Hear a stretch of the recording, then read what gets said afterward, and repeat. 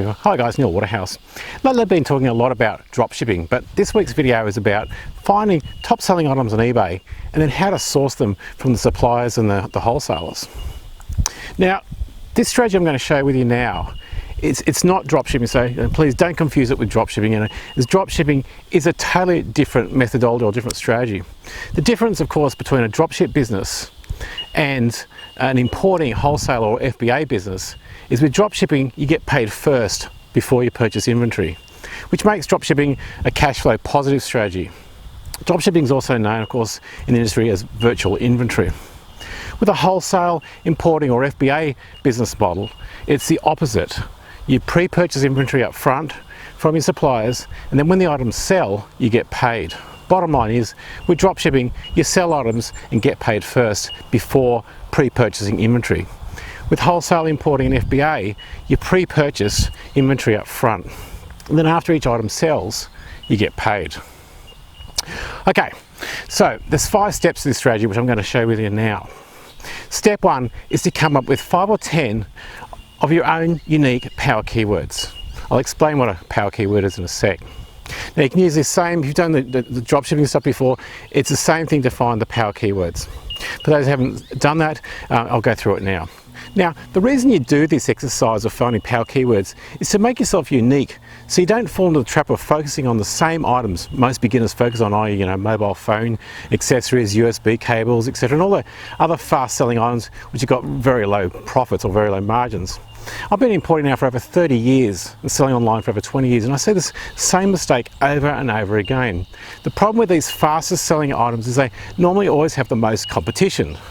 And because of this, you normally always need to purchase a ton of them to get any kind of decent profit margin. Now, I'm not talking about, making 10 cents here, 20 cents. If you live in a first world country, you want to make some decent kind of money, not just little tiny bits of money where you can basically buy a bowl of rice. So, anyway, very often, you can make much more money selling items that are not the top sellers because there's far less competition. So, come up with your own power keywords. Now, a power keyword is simply a keyword which meets 2 criteria. The first criteria is, it is any item that sells on eBay or Amazon for between $20 and $2,000. And the second criteria is that it must have a history of selling at least 15 times per month for at least 3 months.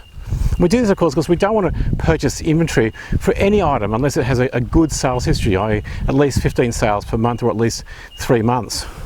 Someone's snorting behind me. Lost my train of thought.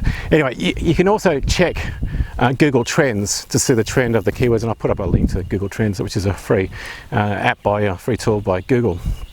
Now, coming up, with your own power keywords is simple.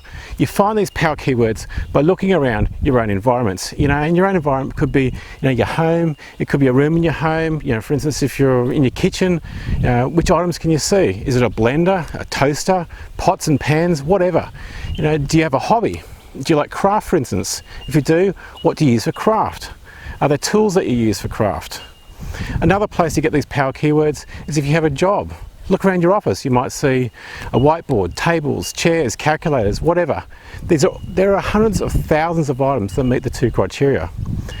Every time you see one, make a note in your notepad in your phone. But remember, you only need 10 to 20 power keywords.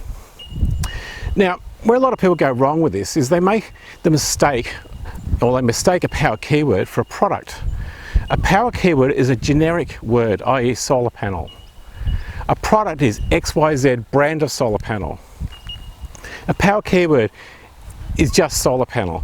So for this exercise, only write down power keywords, i.e. toaster, not Philips XYZ brand of toaster or XYZ model of toaster, just Philips toaster or just toaster.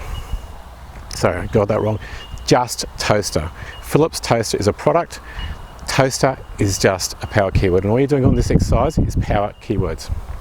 So, for this first exercise, all you're looking for is power keywords and only 10 to 20 of them. This should take you no more than 5 to 15 minutes.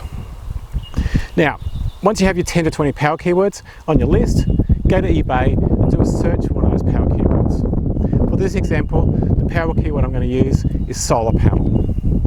So, type in one of your power keywords into the search box at eBay and then click the search button. Now in the search results, you can see a whole load of sellers selling items with the keywords solar panel. Now click on any one of the listings. Next, click on Visit Store. Then click on the seller's name. The seller's name should be blue to indicate that it's a clickable hyperlink. Next, click on Items for Sale.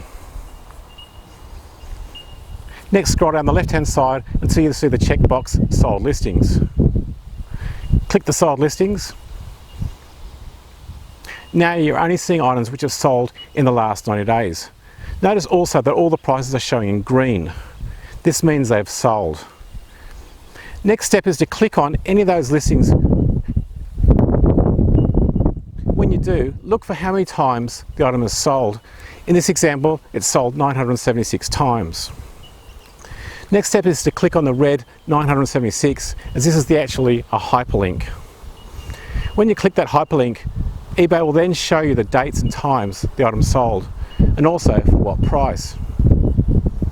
Any item that's sold a minimum of 15 times per month for the last 3 months gets recorded on a spreadsheet. Now we know how many times the item is sold and for what price.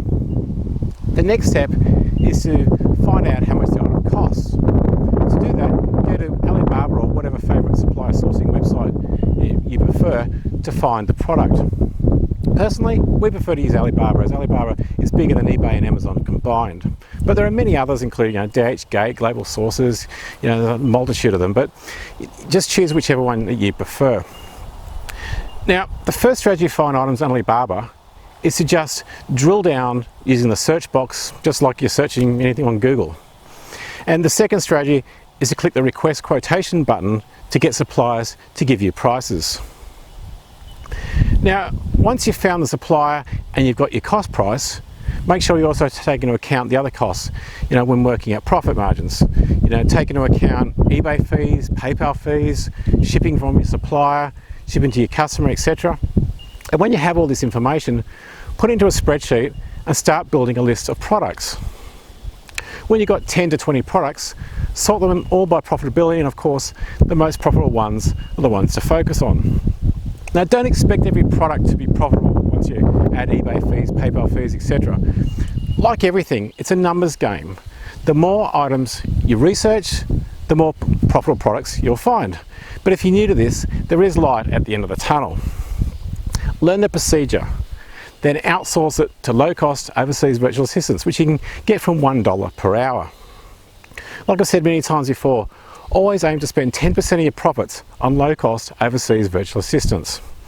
At the end of the day, it's the best team that wins, and the beauty of living in this day and age that we all live in now is we can easily build virtual teams. That's all for this week. Please scroll down, leave me a comment below. Until next week, list more, sell more. This is Neil Waterhouse.